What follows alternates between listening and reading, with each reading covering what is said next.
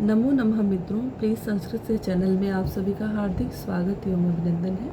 आशा करती हूँ कि आप सभी स्वस्थ होंगे, मस्त होंगे और पुनः अपनी परीक्षाओं की तैयारी में लग गए होंगे। हालांकि जो टीजीटी की परीक्षा है वो ज्वलंत मुद्दा बन गया है। आंदोलन तमाम तरीके का, हमारे जैसे सहपाठियों का आक्रोश, तमाम चीज़ें बीच में आ रही हैं। और भर्ती का जैसे सुना जा रहा था कि जुलाई में आ जाएगी, तो सुनने में ये भी आ रहा है कि भर्ती शायद अब अगस्त में आएगी। तमाम तरीके की चीज़ें, टीजीटी से संबंधित तमाम तरीके की चीज़ें देखने को मिल रही हैं।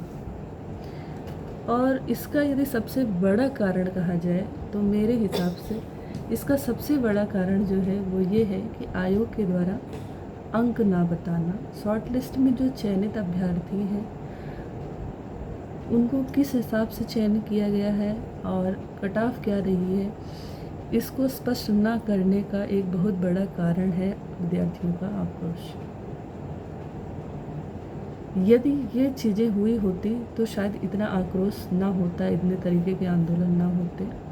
लेकिन जो अन्य चीज़ें लोग कह रहे हैं कि परीक्षा में धांधली हुई है और बहुत सारी बड़ी मतलब चीज़ें बोली जा रही है, तो उसके लिए तो मैं सहमत नहीं हूँ कि इस प्रकार की चीज़ें हुई होंगी।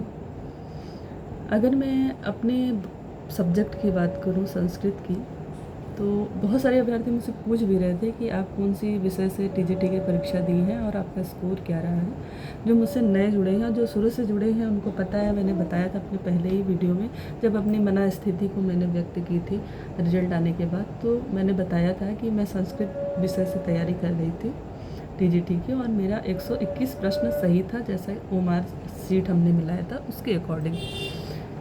उसके बाद री आंसर की आई होगी तो क्या गलत हुआ क्या सही हुआ ये मुझे नहीं पता। जब तक पहले आंसर की आई थी वहाँ तक मेरे 121 प्रश्न सही थे। तो ये चीज़ें मैंने बताई। और हम बात करें यदि संस्कृत भाषा के संबंध में कि संस्कृत भाषा के लोग जैसे कह रहे हैं कि मेरिट बहुत हाई गई, क्या इतनी मेरिट वाकई में जा सकती है या एक धांधली है? तो बिल्कुल जा सकती है संस्कृत भाषा में यदि मैं कहूँ, क्योंकि अन्य भाषाओं के बारे में मैं नहीं जानती, लेकिन मैं इतना ज़रूर कहूँगी कि संस्कृत जगत में इतना ज़्यादा हमारे गुरुओं ने काम कर दिया है, चाहे तो हमारे सर्वभूषण सर हो या अन्य बहुत सारे CS चौधरी सर हैं, बहुत सारे ऐसे सर हैं जिन्होंने संस्कृत में इतना काम कर दिया है, इतना काम कर दिया है कि मतलब लोग बहुत ऊंचे लेवल का पढ़ लिए और उससे कई गुना नीचे का पेपर दे दिया गया है। तो 125 में 125 सही कर पाना मेरे हिसाब से कहीं गलत नहीं है, लोग किए होंगे, क्योंकि माइनस मार्किंग थी नहीं और पेपर इतना इजी था। 1-2 नंबर यदि उन्होंने तुक्का भी लगाया तो उनका भाग्य रहा कि वो 2 तुक्का भी उनका सही हो गया और उनका 125 में 25 हो गया। तो ये बिल्कुल बिना किसी प्रूफ के ये नहीं कहा जा सकता है कि 125 में 25 नहीं आएगा।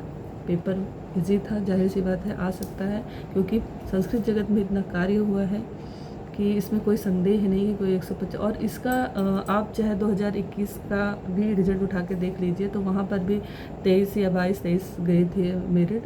संस्कृत की सबसे हाई मेरिट गई थी। सबसे मुख्य कारण जो इसका हाई मेरिट जाने का है तो यही है, और कोई कारण नहीं है हाई मेरिट जाने का मेरे हिसाब से।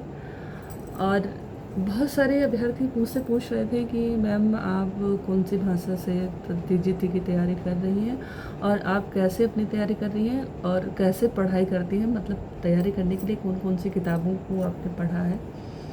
तो यदि हम सारे सब्जेक्ट की बात करें तो हमारे हिसाब से जो आपकी मूल पुस्तकें निर्धारित हैं टीजीटी में उनको पढ़ना चाहिए और उनसे संबंधित जो कोर्स में जो आपके पाठ्यक्रम में दिया गया हो चीज़ें कि क्या क्या चीज़ें उनसे संबंधित पूछा जाएगा वो आपको पढ़ना चाहिए, प्लस PYQ लगाना चाहिए। उसके अलावा आपको प्रैक्टिस सेट लगाते रहना चाहिए, नए नए प्रश्न बनाते रहना चाहिए, लगाते रहना चाहिए। सबसे ज़्यादा इम्पॉर्टेंट क्या है, पहली चीज़ तो आपको पूरी आपके जो भी ग्रंथ, जितने भी किताबें आपके कोर्स में हैं वो सारी किताबों का आप अच्छे से अध्ययन करें। उसके बाद आप ज़्यादा से ज़्यादा प्रैक्टिस लगाएं। जितना ज़्यादा प्रैक्टिस लगाएंगे, प्रैक्टिस सेट करता क्या है कि हमारे मतलब प्रश्न से रूबरू कराता है। परीक्षा में बैठते समय हमें समस्याएं ना आए, प्रश्न हमारे सामने देखें तो हमें उनको हल करने में दिक्कत ना आए, क्योंकि कई बार क्या होता है कि आपको प्रश्न हल करने का तरीका ही नहीं पता होता है।